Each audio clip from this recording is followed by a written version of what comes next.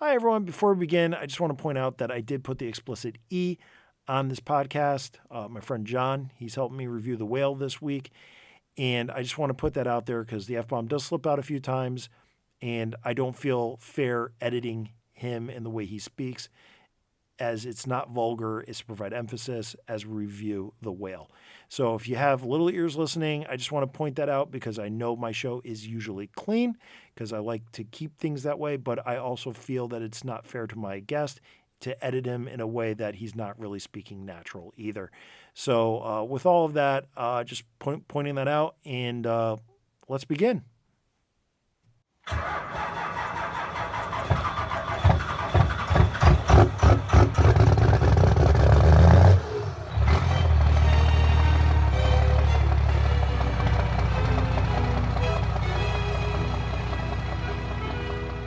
And that sound means it's the start of yet another Missal for the masses. This is the Chaplains and Sisters Mortabond. I am your host, Gary, and with me today is...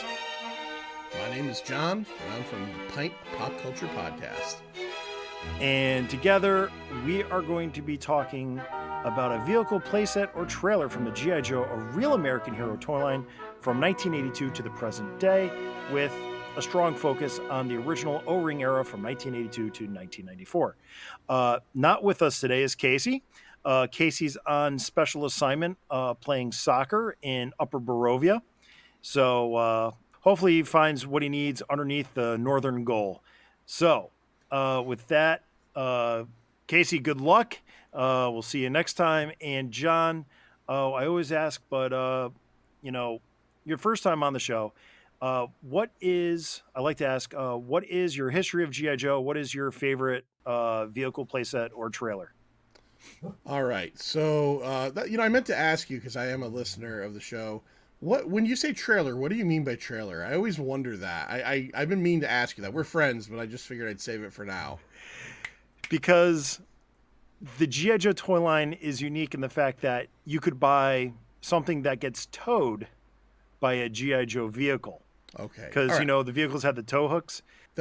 That was my assumption. There are certain accessories like the Coastal Defender or the Road Toad, which literally you could buy by themselves, but they're a trailer. So you need something to tow them with.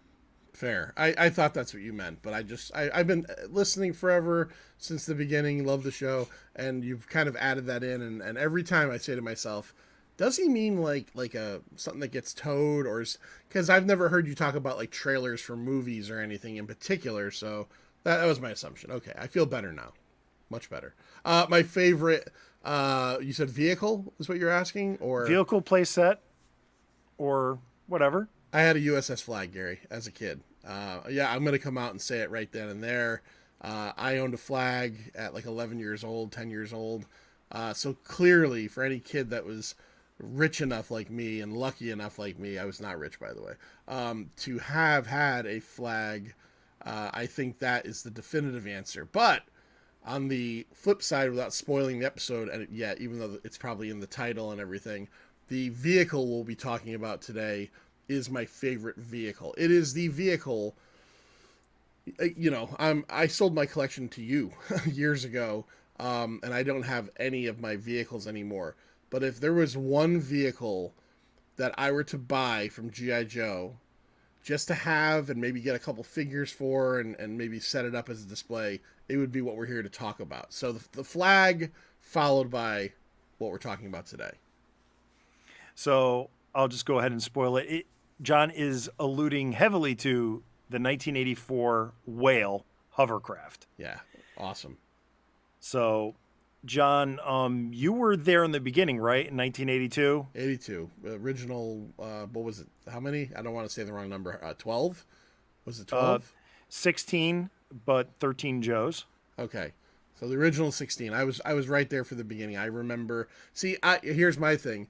Is prior to G.I. Joe, I was one of those kids that had all the Eagle Force figures, the metal figures from Mego, and the some of the play sets. I think there was a mountain play set, I think.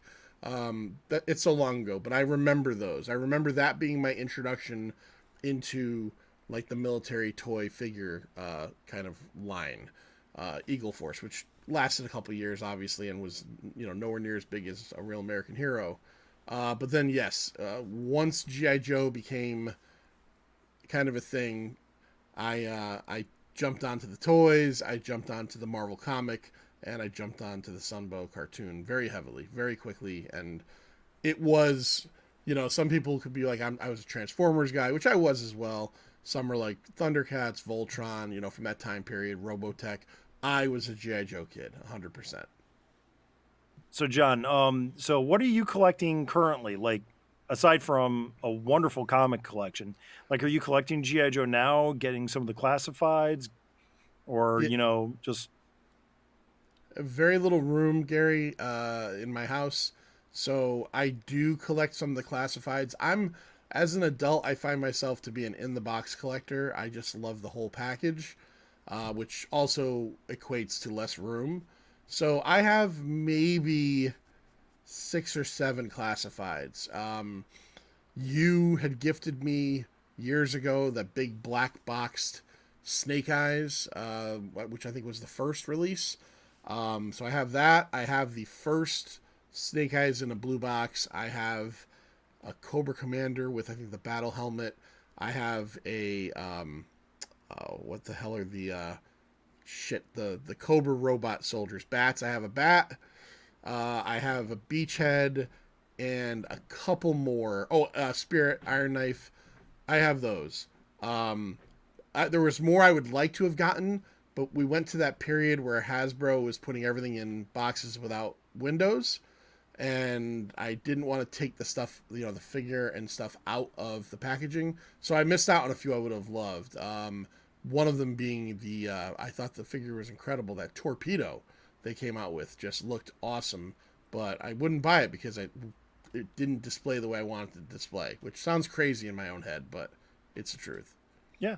I mean, we all collect in different ways. We get different enjoyments out of collecting, memorabilia, collectibles and stuff. So, it's perfectly understandable that, not everything has to be for you. Not everything has to be for everybody, but, it's cool that there is something for, most everybody. Absolutely. So, Yeah. And besides that, like toy wise, I'll collect just random, some Star Wars Black Series, some Marvel Legends, just random, things that really strike my fancy. I'm not a completionist because I can't be. How can I afford to be? And I don't buy any of the vehicles or anything like that. So yeah, but I still do buy stuff here and there. If I go to a Target and go to the toy aisle, I'll always find something that I'm like, fuck. Why did? Oh, can I swear on this, Gary? Can I swear? I don't know. Okay. Well, you could blank that out. I'm like, or I can put an E on this episode. There you go. Darn. I should not have grabbed that one figure because now I want to buy like 4 more in that line. So without Casey here, I'm going to have to ask for him. Any Motu? Masters of the Universe? No, I know what it is. I was a Masters of the Universe fan as a kid. That being said, Masters of the Universe is one of those cartoon / just overall lines, right, of everything that didn't really, like, the nostalgia didn't pull through to my adulthood. So, like, and it's crazy because out of all of the fandoms that they're kind of redoing all figures for nowadays, it seems like those are the most bountiful. Every time I go to a Target or a Walmart, it seems like those are the ones if I was into it, I could buy the most of. I could walk into Walmart in our town of Wallingford, Connecticut right now and probably buy a Fisto, or Jitsu or one of those. Like, I know they're always there on the pegs when I'm looking for something that's never there. But yeah, Motu, I respect Casey and his fandom. The closest I got was a couple years ago. I tried watching that Kevin Smith Netflix cartoon, and I didn't hate it like other people hated it, because it was all about Tila. I didn't mind that. I thought it was interesting, but I didn't even finish it. I got like 5 episodes in and said, I don't care anymore. Now back to G.I. Joe. I think it's time to get on and really talk about the 1984 Whale. For anybody that's first time listening, we generally go through the the box. We talk about the front of the box, the back of the box. We talk about the figure, if the figure came with a vehicle, and then we talk about the vehicle itself. We go over the blueprints, and we talk about playing with it, what we did with it, what we're going to do with it, and then things to watch out for. So, with that, I'm going to bring up on 3D Joe's because I do not have a box for my whale. So, 1984 G.I. Joe hovercraft, Killer Whale, Warrior, hovering assault launching envoy. We have a wonderful painted image of the whale. We have Cutter piloting it with Rakondo next to him, and I guess you could say shotgun. Manning the machine guns is Gung Ho and Roadblock. And then we have a whole bunch of green soldiers inside, and one of them looks to be identified, I would say, as Tripwire and maybe a Grunt, but they're kind of just generic green guys. So, John, you're looking at the box probably for the first time in 40 years. Long time, yeah. So, anything grabbing you? Anything going on? So my favorite part about the whale, well, maybe not my favorite part, but one of the things I love about it is the amount of figures that you can get on this thing. So you've got, 2 figures at the con, you've got 2 figures in the machine guns, and then when you pop that front lid open and the hatch, if I remember correctly, you can get like 4 or 5 more in there. And then, like, as a secret surprise, you could jam one in that little sled in the front that I'm sure we'll get to in a second. One of my favorite things about playing with this stuff was just always figuring out, okay, so look, obviously Cutter's got to be the pilot, right? I mean, he's the man, but who's standing next to him? I think maybe for me it would have been like a Flint. You got to have like the guy in charge of the mission up top, and then you get the guys in the gun turrets, and they got it right on the box. I mean, it looks like, is that rock and roll? Am I seeing rock and roll there? And Gung Ho, you gotta have the tough guys. Maybe I'd throw rock and roll in there or one of those guys. But yeah, I mean, I know you mentioned it. Who is the standard artist for this stuff? Like, who did this? Standard artist is Hector Garrido. He did almost all of the art in the first 5 or 6 years of G.I. Joe. Did they ever put? Does he have? Like, I'm sure there is, and I know you probably have it. But is there like a collected book of his art? Like, I would love that. I don't know if there's a collected book of Hector Garrido art. There probably is, but for G.I. Joe, brought to you, like I said, so we're looking again at 3D Joe's, Carson Metaxas. He did a Kickstarter, and he has the omnibus of collecting the art of G.I. Joe, which has all of the G.I. Joe art by Hector Garrido, Earl Norham, everybody that did a package art, every package, every, even third party stuff, like Earl Norham did the Find Your Fate books. So there's a huge tome, I don't get paid to plug this, folks, available at 3D Joe's. It's like 150 bucks. It's like 19 pounds. Make sure you have a good coffee table to put this on, because, it will, it's huge. I might need to buy this because it's just that this. You asked me what I noticed about this box, and I gave you like stuff from the picture, but like the first thing I noticed is pure nostalgia, right? Like, like the little cutout in the front where Cutter is sitting. I could picture pulling his figure on the back of a cardboard piece out from under that.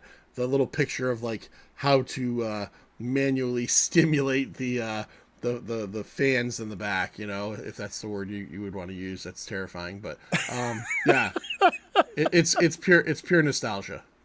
Yeah. So yeah, it's like I said, it's a nice. That's the one thing about that isn't anymore really in modern packaging, because you're an in the box collector, so you like that clear package to show you the product, whereas in the 1980s they didn't have these giant plastic bubbles. I think Transformers did. They had the little cellophane, so when you bought like a Transformer it had it. But Yeah. G.I. Joe, the vehicles was all painted, and it was a different experience. Yeah, I certainly wasn't in the box back in the 80s. I wanted that. I wanted that whale, the F out and on my living room floor. Yeah, even though that I don't know if I've said it on this podcast, but John, what are my exact words for when I picked up your figure collection? I'm going to paraphrase because exact words are tough, but you said that, and I'm proud of this. I take great pride in this. That I had the nicest, most well cared for figure collection you had ever purchased. Yeah, Yeah, yeah, and it's still pretty much true. I told you I was not an outside with my toys kid. I was an inside with my toys kid. And then if we went outside and played with toys, it was my friend's shit because I didn't want my stuff getting, these O-ring figures aren't like, they're plastic and rubber, right? Like it's an O-ring, as you say. It's not. Some people out there, you say O-ring, might think it's just a cute name. No, they're connected with an O-ring. I didn't want my stuff broken because I didn't know if I brought my whale outside and one of my friends broke it. I didn't know if I was going to get another whale. I don't know if my parents were going to tell me, hey, you blew it. You blew it. So I had to be careful with my stuff. And that's probably what they said to yourself. John's this responsible young boy turning into he's turning into a fine young adult.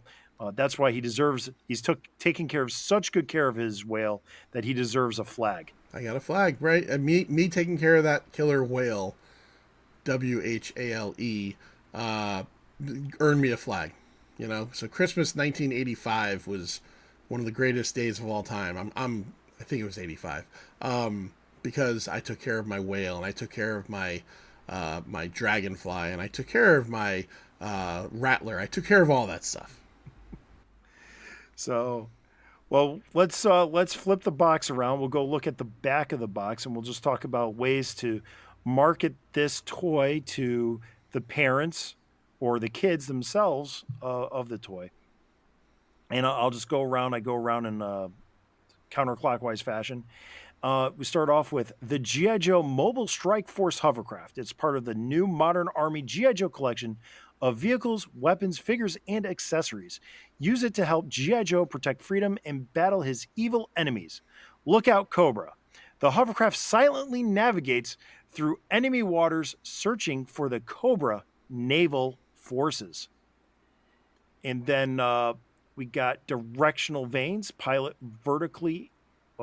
directional vanes pivot vertically and horizontally. Actual size shown. Push button to spin propellers. 2 removable engine covers. 2 missile launchers pivot and elevate. 8 surface-to-air missiles. Elevating machine guns on rotating turrets. Pounder cannons elevate. Lower the loading ramp. Open the troop compartment door, and the Joe team moves into action. Carries up to 9 figures. Super realistic detail. Includes hovercraft pilot cutter. Push button to launch sled for reconnaissance missions. Most G.I. Joe figures can scout ahead on land with the surveillance cycle. Release 6 step charges to halt Cobra attack. Rolls in all directions. Floats in water. Storage compartment on bottom of hovercraft. And then don't forget to clip and save Cutter's file card for your G.I. Joe command files and sturdy construction for rugged play. There's even more to go on back here, but I'm just, it's just going to get lost. Oh, and then finally 6 flag points to redeem for your mail away premiums. Nice. I forgot all about the under hoverboard compartment. I think I remember that now. What is that? It held like you could put your guns and stuff down there, like your accessories. Yep. Yeah. Okay. And then the other thing, just by looking at this box, is as a kid I had no clue what a depth charge was, and I had no idea why this thing had fucking barrels on it. Pardon me, had barrels on it. So it's just, I mean, obviously as an adult, you learn, but as a kid I just remember being like, why does this thing drop barrels? I don't get it. Yeah. The one thing that I don't know if you knew this, and I wish I brought down the other one of my other favorite research tools is Dan Klingensmith books, is creating G.I. Joe. That storage compartment was a leftover from when they thought that they were going to battery power this. Oh, that's cool. Okay. All right. So instead of manually pushing a button to turn the fans, that was it was explored for it to be, and it got pretty far along. It was explored for it to be powered by motors. So it obviously got far along if they made the actual toy to have the compartment. Like they were obviously planning on it. Yeah. Yeah, it's like the mold's done. Yeah, mold's done. We're not doing the batteries. All right, you could put your Firefly's backpack in there now. I completely forgot, like, having not really looked at one of these in a while. The motorcycle, the little scout cycle, I had forgotten all about that. I guarantee. Let me ask you, because you're the expert. Like, if you were like the pain points for GI Joe collectors when they're buying like a whale. Let me guess. It's the depth charges and it's the sled and the motorcycle. No? No.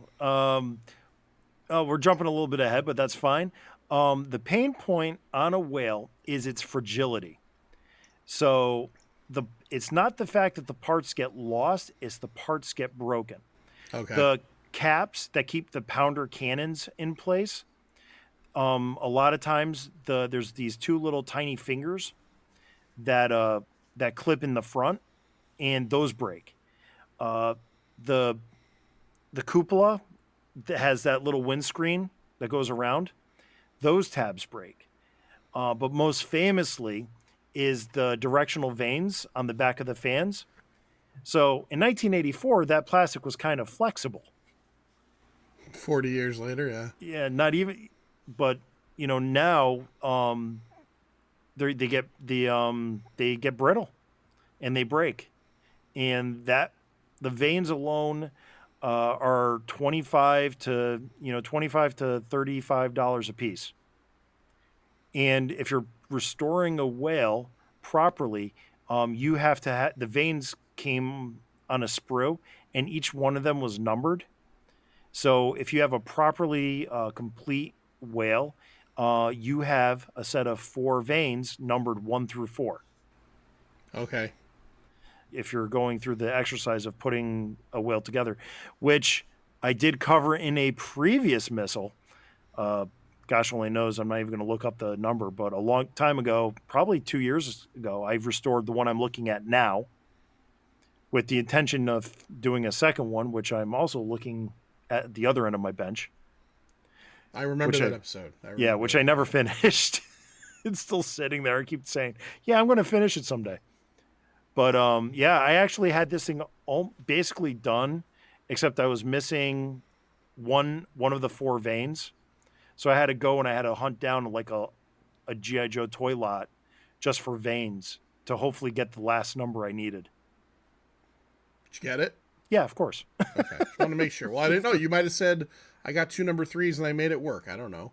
Oh, it would work. It is. It's but when you're looking at buying one of these, depending on what drives the price, on a G.I. Joe toy, it's always condition, completeness, and then but going over it and checking for mine doesn't have the original stickers. When I peel off the stickers, I threw them out. They were garbage. This whale is parts from about 3 different whales and then some. I'm not sure, obviously the vane came from somebody else's collection, but the majority of the stuff came from 3 of them. But it was a process. It took a couple of years to get all the parts, and then it was a good weekend to take it apart and put it back together again. Nice. Well worth it. Yeah, it's the reason why it's your favorite vehicle. There's a lot going on in here. Yeah, no, it's just incredible. It's just, again, all the figures you can get in here, and look at Cutter, Skip A. Stone. Come on. Let's not even try to not think we're being funny with that stuff. It's wonderful. Well, that's Larry Hama for you. His unique sense of humor when crafting these dossiers, which turned into file cards. Right. Let's. You want to go to Cutter? Yeah, let's go to Cutter.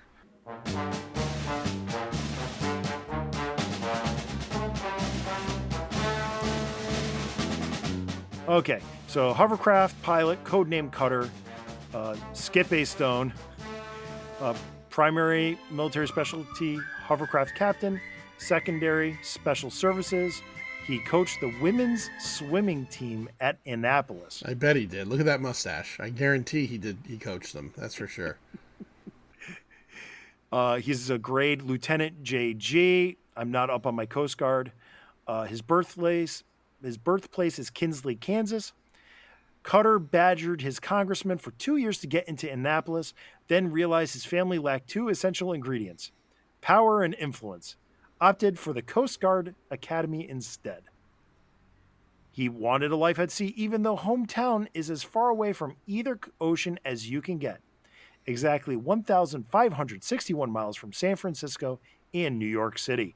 His iron will and contrary nature, laced with a truly bizarre sense of humor, might explain why. Found out the Joe team didn't have any Coast Guardsmen. Raised such a stink that the Coast Guard top brass had to pull every string necessary to fix it. It also gave the brass a way to get Cutter out of their hair. Do you think that he was pissed off because they had no Coast Guardsmen, but they had a quick kick? Like they've got an Asian guy with no shoes on, with shurikens and nunchucks, and he's like, "Hey, look, the Coast Guard's like actually part of the military. Can I get in here?" And it's kind of funny because you watch the Sunbow cartoon. Where did most of the adventures happen? Inside the United States. Right. Inside the United States, the borders of the United States is the Coast Guard's domain more than anybody else. Was there a lot of whale action in the cartoon? I don't remember. Yeah, absolutely. Yeah. The whale was one of the key ways to get Joes from point A to point B. It was like the APC, but it could go over water. I know we're talking about the whale, Gary, but can for a second, can we discuss, in my time of collecting G.I. Joe figures and vehicles, what I would probably say was the stupidest vehicle they had? Can I say that? Yeah, go right ahead. Do you? I almost said, do you remember? Clearly you remember. I just don't remember what it was called. What was that bridge laying vehicle they had? You'll never guess what it was called. The bridge layer? It was layer? called the bridge layer. What a stupid, like, they really fooled kids into thinking that could be exciting. Because I had it. I didn't know what a bridge layer was. Yeah. Who drove that? Who was the poor pilot? What G.I. Joe character came with that? That was Toll Booth. Toll Booth, you suck, and your vehicles suck too. Is the bridge layer amongst the G.I. Joe fandom considered like highly regarded, or am I right in that it's just like one of their dumber earlier ideas? It is probably one of the biggest supporting vehicles. Like, it's not, the bridge layer ain't going to be on your front lines. Right. It's not going to be charging the enemy with the Mauler or the Whale. But it's like one of those things. It's like, yeah, I got it. So when we get to that point in play where we have to cross the chasm, I'll bring up the bridge layer. Yeah, I think the two biggest question marks that I had in my collection as a kid, for like just pure unexcitement, are the bridge layer and the offshore oil rig. I had that too, and it's like, it was cool. I mean, it was before the flag, so it was a place set. It was kind of cool. But you look back on it now, and you're like, oh, it's an oil rig. Like, what are we doing here? But that's, like you said, it was a place set. It's a little bit different. But you know what the great thing is about that the transportable tactical battle platform?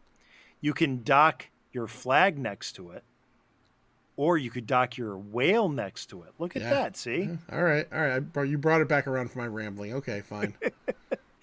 So bringing it back around to Cutter, Cutter is, he is a sailor. He is known for having dark blue pants with bell bottoms, black shoes. He's got a pistol holster on his left thigh, a green belt. The pistol holster is also painted green. He has a light blue shirt with a bright orange, what do you call it? A safety vest? Life vest. Life vest. He's got a brown mustache, brown hair, and he's got a Boston Red Sox baseball cap. So, John, you're from Connecticut. In Connecticut, you fall into one of two camps primarily. Yes. Were you a Boston Red Sox fan? No. I have not been a baseball fan since I was a younger, maybe like early teens, but I was a Yankees fan. And I Okay. still, I don't pay attention to baseball anymore, but I will always align myself with the Yankees, and I've always hated the Red Sox. I thought you were going to be one of those cop out kids from the 1980s over here. You'd be like, yeah, I like the Mets. No, I wasn't a Mets fan. I don't understand though why he's got a Red Sox cap on if he went to Annapolis, right, and lived in Kansas. Shouldn't it be a Royals or what a Orioles hat? Like, what is up with that? Oh, I don't know. his contrary nature. I see. See, we're learning about Cutter. Yeah. Well, don't forget, too, Hasbro is in Pawtucket. Yes, Or, that's right. well, that's one of the places, but Providence and Pawtucket. And, Pawtucket is the AAA Red Sox team, and, it's also pretty close to Boston. That's right. That's right. So, uh, yeah, so solid figure, very utilitarian for the most part. Not, I wouldn't say it's an exciting figure, No, I wouldn't buy but the classified version of this if it came out. Like, there's nothing in my mind saying we got to have a 6-inch cutter. But yeah, he looks like he should look, and you got to give him points. He's got the coolest GI Joe vehicle ever made. So let's go over the hovercraft. We'll just for you listen, John, and when I go over the points on the blueprints, it's like, yeah, here we go. We got this thing that you can fit in the palm of your hand, and it has 35 talking points. yes, And here we are, the Whale. The Whale is one of the larger vehicles. It takes two hands to carry this as an adult, and only 18 points on the blueprint to talk about this giant, massive vehicle. yeah, it's pretty crazy. So you ready to go through it with me real quick? Hell yeah. All right. So we start off with point number 1: puncture resistant steel mesh nylon composite cushion. So that's the bladder that the hovercraft floats on. Then we go to number 2, the nylon micromesh titanium alloy armored skin plates. So that's just the rest of the hull. We go to number 3, the cannon elevator mechanism housings. So that's the pounder cannons. Those are the two big main cannons in the front. Yep. They go up and down. Then 4, we have the SD30 depth charge rack. That's where all the barrels are. Yep, that's where all the barrels are. I was surprised you didn't go for the obvious nice rack. Nice joke, rack. But hey, is that an SD30? Because that's a nice rack. you know what? Next time you're out at the club, Yeah, you know what to do, John. I do. Horizontal pitch control directional vanes. It's a little pitchy. It's a little pitchy for me, bro. High-speed counter-rotational propellers. So I'm just going to, because, I can flex like this. I can come over here and I'm going to push the button. And yep, when you push the button, they do rotate opposite directions. Okay, so was this made in Australia? What's the reason for that? So that's like how like a helicopter has the fan at the rear of the helicopter to keep it from, just spinning around like a top. Right. So by turning the fans in opposite ways, you are counteracting each one's rotational inertia. Okay. Which means when they're both blowing at the same speed, it goes straight. Okay, I get it. So if one shut off, this thing would just go around in circles. Yep. Okay. Yep. We go to the number 7, the nose loading ramp. Yeah, I love that part. Now, this is one of my favorite parts. This reminds me of, you've seen all those movies of like when they storm Normandy and they drop the ramp and all the soldiers rush out onto the shore. Yes. So, I mean, to me, that's, it's true. This is what hovercrafts actually have in real life. But also it's just, that's, I don't know if you can call it nostalgia because I wasn't alive then and I didn't serve in the military, but yeah, it just gives me a feeling of all those World War II movies. And the other big difference between this and World War II hovercrafts are like soldier delivery vehicles is that when that ramp does pop open and come down, you don't have a barefoot Asian guy with nunchucks running out of it named Quick Kick. That didn't happen. And if it did happen in World War II, he probably unfortunately would have been shot by friendly fire. So. Oh, that was funny. So we get to number 8. We get the 105 millimeter pounder port and starboard cannons. So basically that means the left and the right. Yep. So we go to hydraulically powered cabin door. They're really digging with some of these things, you know? Well, I don't think it's really digging as much as it's just like, yep, that's the door that flips up so you can put down your ramp. Right. We get to number 10, the fully armored cabin. That's great. That means your Joes ain't getting shot. The 1 3/4 twin Thrasher anti-aircraft guns. So that's where, Roadblock and Gung Ho are shooting off in the picture. Crow's nest turrets. Where are the crow's nest turrets? Did I miss a whole turret on this thing? The crow's nest turret is where again Roadblock or Gung Ho, they're firing off the machine guns. So that's the turret. Oh, so okay, so it's talking about the same. Okay, it's the same thing. Same thing. Because they need to make that's a separate point of where you put your figure. So number 13 is the flying bridge command post. That's where you put Cutter. Because where else are you going to put Cutter on this? And Flint. Were you a Flint guy or did you have Duke? I don't remember getting a Duke. I was a Duke guy, but I think Flint is cool too. I like Flint. Flint is way cooler. Who's the Flint lookalike guy that came like after I collected? Falcon. Yeah, he sucks. He's no Flint. It's almost like they just said, let's make another Flint, but not as cool as Flint. Interesting thing. I know you probably don't know this, John, but in China, when they did a Tiger Force Flint, they used the Falcon head. Yeah, that's unfortunate for Flint, because Flint was macking on Lady J, right? Absolutely. And Falcon wasn't. So yeah. Well, depending on what your G.I. Joe canon is, Falcon and Jinx. Okay. Oh, the ninja? Yeah, the girl ninja, yeah. Okay. Who was when we did the episode of my show where we talked about favorite figures from, I think, the 90s, who was that garbage time Joe that you picked as number 1? Who was that again? Remember the guy with like all the paint on his face, and you were like, he's clearly one of the best Joes. Oh, the green guy? Yeah, who was that? You mean Hit and Run? Hit and Run, okay. He's awesome. Okay. All right. I'd have Hit and Run in this thing. Okay. Yeah, he's known, he got his nickname because his parents were killed in a hit and run accident. That's terrifying. If you pop open the front hatch when I'm in charge of the whale, the first person coming out of it is Quick Kick? No, in his brightly colored uniform is Blowtorch, and he's just gonna lay down some suppressing fire all over the beach. And everybody's gonna be so confused by the colors of his uniform, and also by the fact that they're getting burned alive. They're not gonna know what to do when Quick Kick then comes out with nunchucks. They're gonna be so confused. What the hell's happening?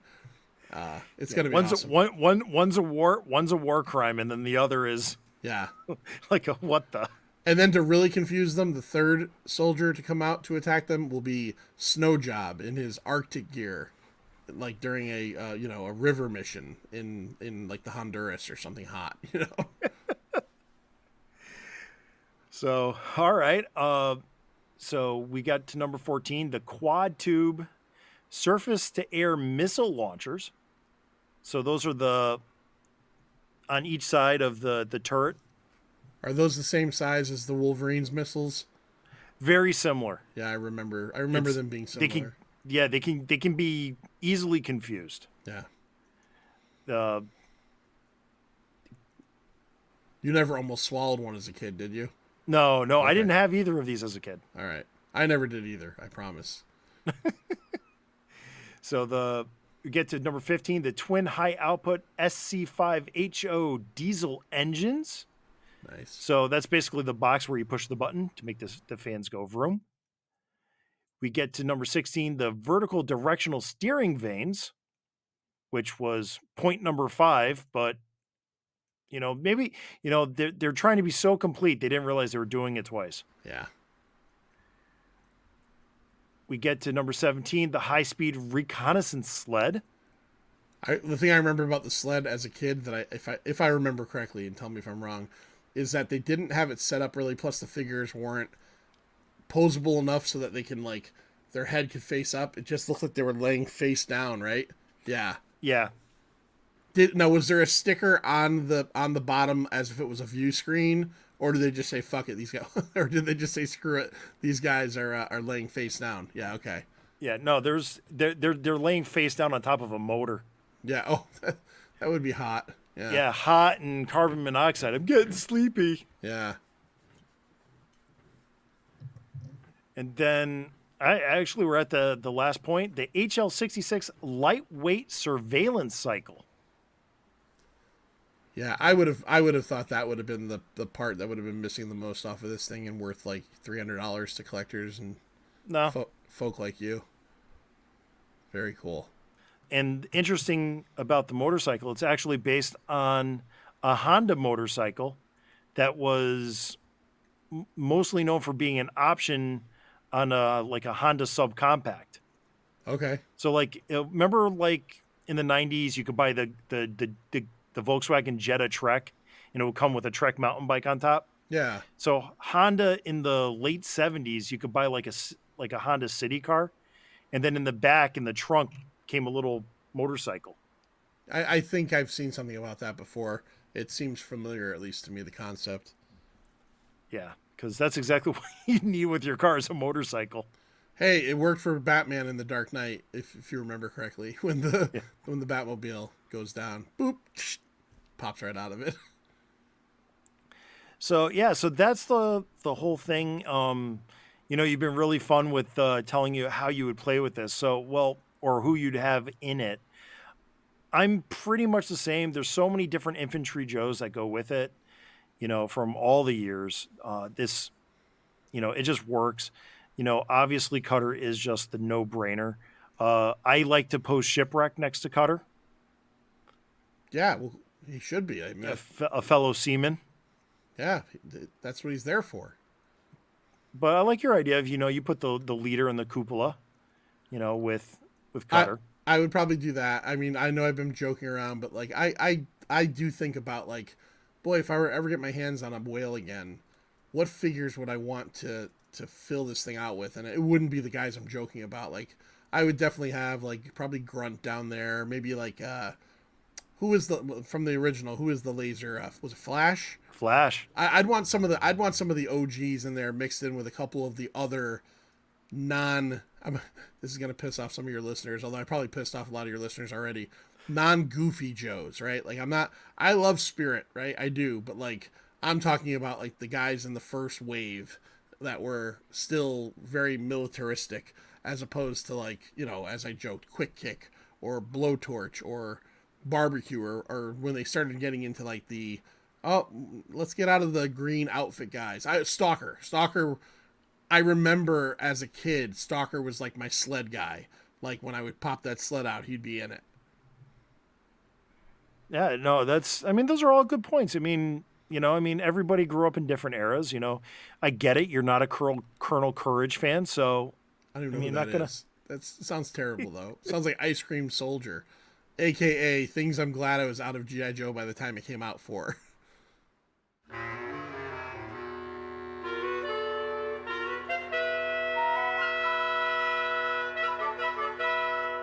So the one thing I did want to bring up too is, especially for you, in 1988, as a Toys R Us exclusive, the Whale was redecoed, recolored for the Toys R Us Night Force line called the 1988 Night Striker. Normally I don't talk about the repaints on the episode because I think one day I'm going to do an episode about it. I don't think I'm ever going to buy a Night Striker because it's just so expensive. You've never owned this? Never owned this. My first looking at this, and you sent me this stuff prior to the show. When I looked at it, was even though it's the exact same thing, at least as far as I could tell. I'm sure there's maybe something a little different other than the paint being darker. You know, the gray bladder and the black body and the red fins, propellers.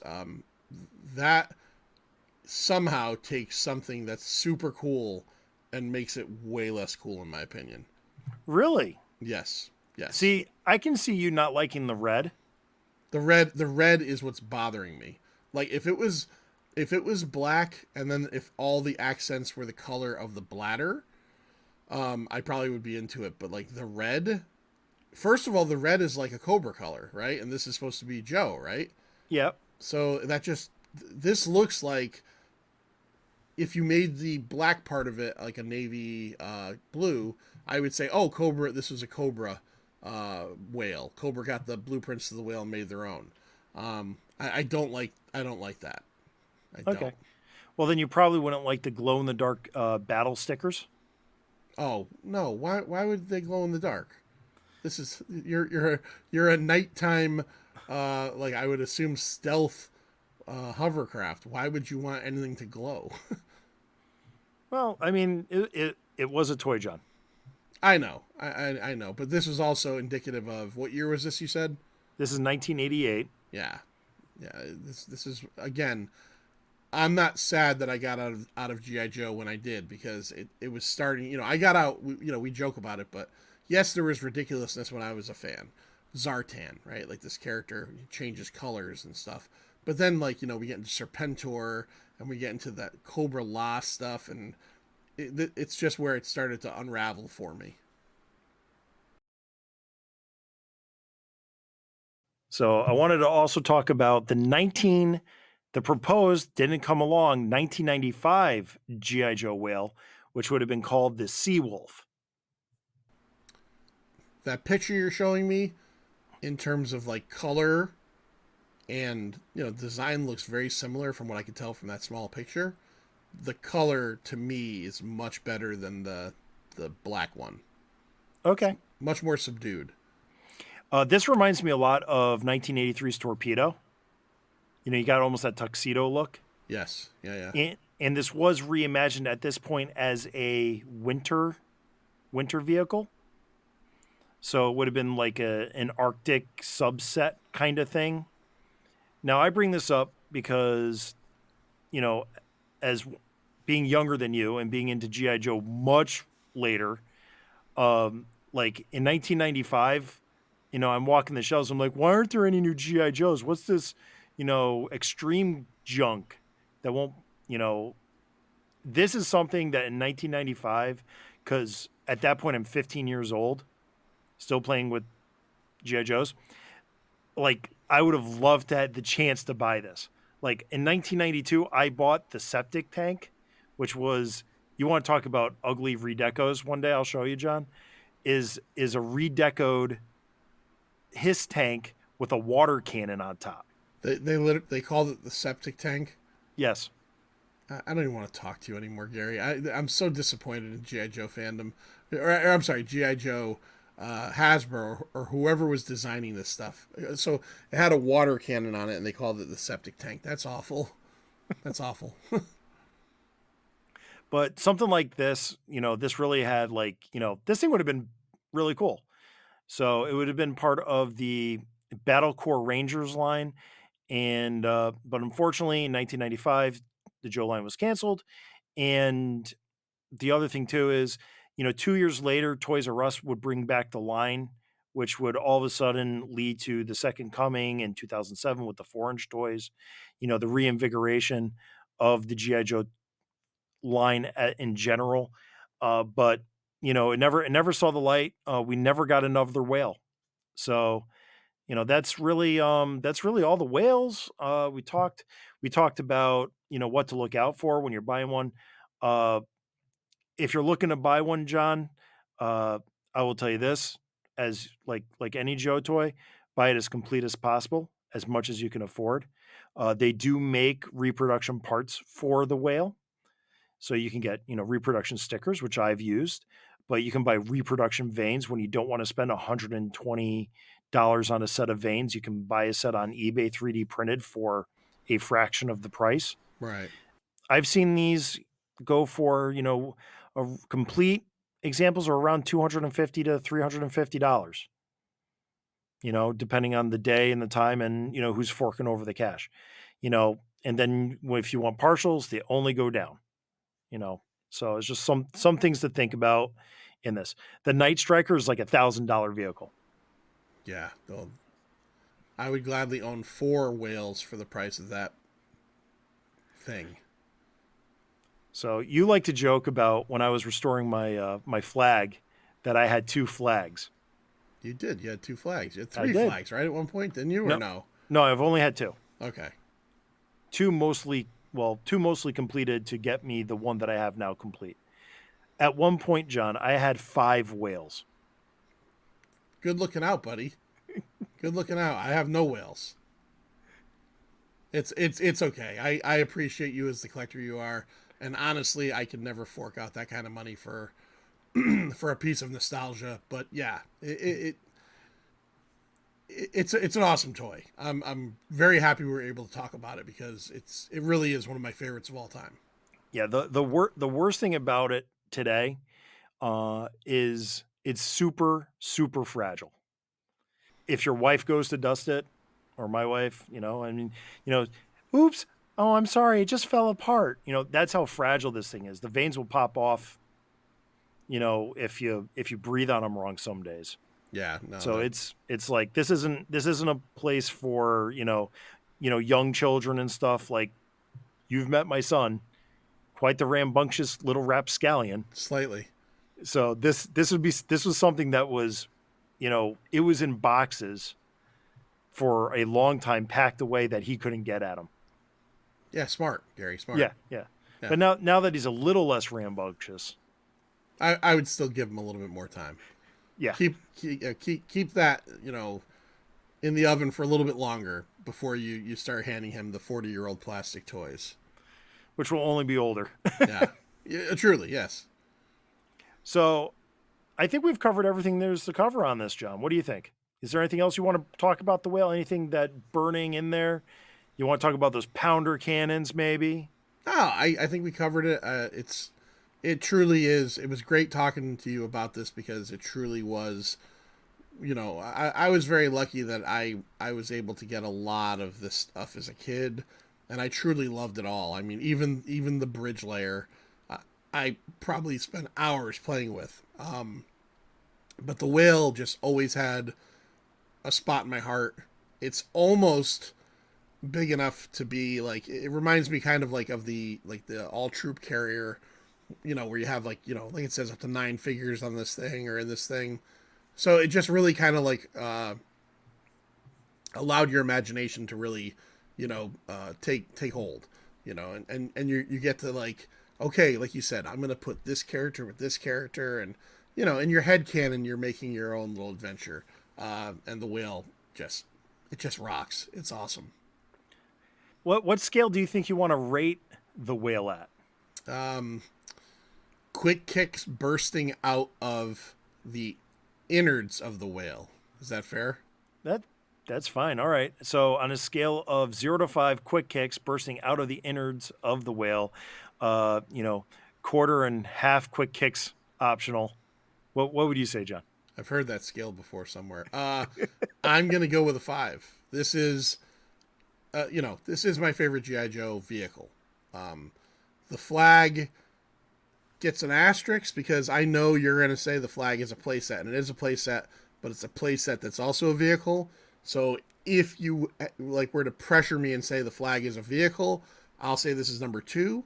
But because the flag is so big and you really can't move it, and it is what it is, this is my favorite vehicle. And and G.I. Joe was no slouch in the 80s. The Dragonfly is incredible. I mentioned the Rattler earlier. I love that. Hiss Tank, incredible. Even the smaller ones, the Cobra, the pods, the little flight pods, whatever those were called. Trouble Bubbles. Trouble Bubbles. Those were incredible. Like, even the small stuff. The what was the motorcycle with the sidecar, the gun? That was the Silver Mirage. Silver Mirage. All that stuff. They were on fire for, especially, I would say, This was 84, so the first 3 years of my G.I. Joe fandom, the Jeeps, the tanks, incredible. So when you have a high level of quality coming out over and over again, and this is the one that sticks out to me, that's impressive, because it's not like, some toy lines where it's like everything's garbage, but they made one really good thing, and obviously that's the reason why it's the best. This is like the top of the pops for a toy line that like just continuously was hitting them out of the park, up through 85, 86. So, five quick kicks.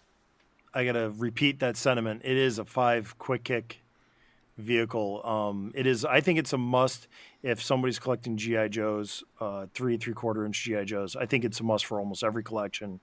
It is a centerpiece in and of itself. Even if you just, a lot of guys don't have room for a flag in today's day and age, but you could buy one of these and put it on a big shelf. So I mean, this thing itself is, it is a centerpiece of a collection. It is beautiful.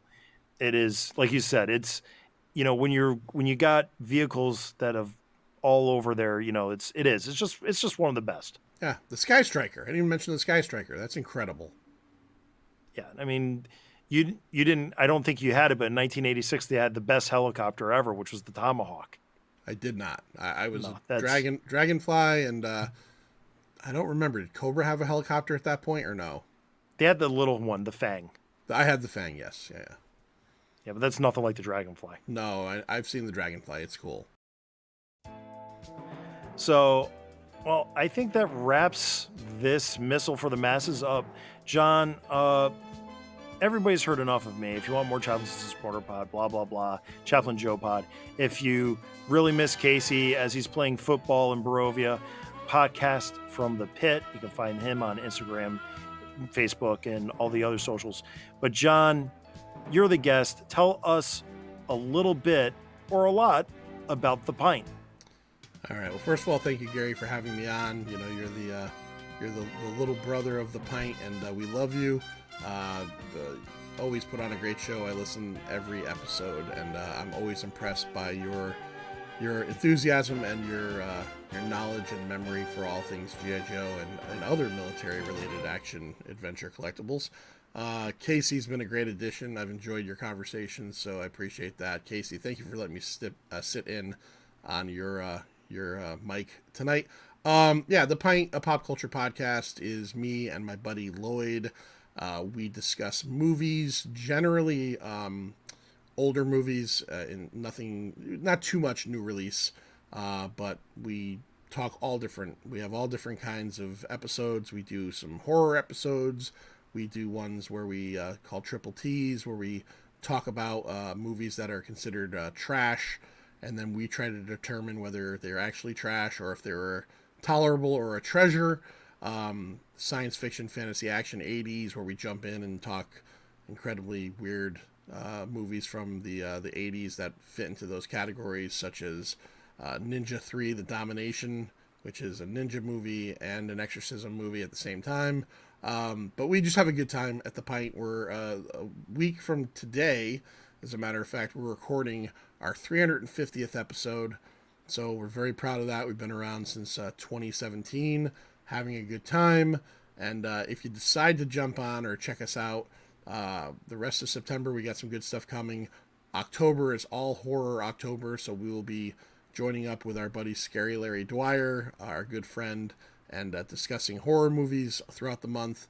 And if you jump on, don't worry. In November, we're taking the whole month off to kind of regroup, but we'll be back in December with some fun stuff. So, yeah, please check us out. You can find us at any podcatcher out there, The Pint, a pop culture podcast. And if you enjoy the show or you liked what you heard here today and you want to give me some of your money, then you could go over to Patreon/The Pint for $2.50 a month. You get extra episodes, and you get to pick them usually. So it's a lot of fun, but great time. Thank you, Gary. No problem. I just finished Sleepaway Camp this morning. Oh, okay. You and Larry really knocking it out of the park with that wacky 80s horror movie. Yeah, absolutely wacky. So get me excited. I actually want to watch it now. Oh, check it out. It's well worth watching. It's very fun. So, well, with all of that said, oh yeah, and the other thing too is people don't know this, but John's kind of the executive producer of the Chapman Sisters Motorpod. It only took 3 years to get him on the show, but it would be weird. The weirdest stuff would get in the way of recording. It happens. It happens. One of the reasons I'm taking November off is podcasting's tough, man. You know what I mean? Like recording, editing. As dumb as it sounds, watching and paying attention to movies, researching, writing notes. It's not physically demanding, but it just we all have lives, right? So we've just gotten to the point where we want to take a month off. But yeah, I absolutely, I know that little things come in the way. I have so many episodes that I've had planned with people for so long that haven't happened because every time we try to get together to record, it just doesn't happen. So 100% get it. But yeah, very proud of the show. You are well on your way. You don't need me anymore. You're well on your way. You're so many episodes in that you've obviously staked your own claim, but you're doing a great job. Love the show. Thanks, John. So, with all that said and done, one final missile for the masses: be decent to each other. See ya.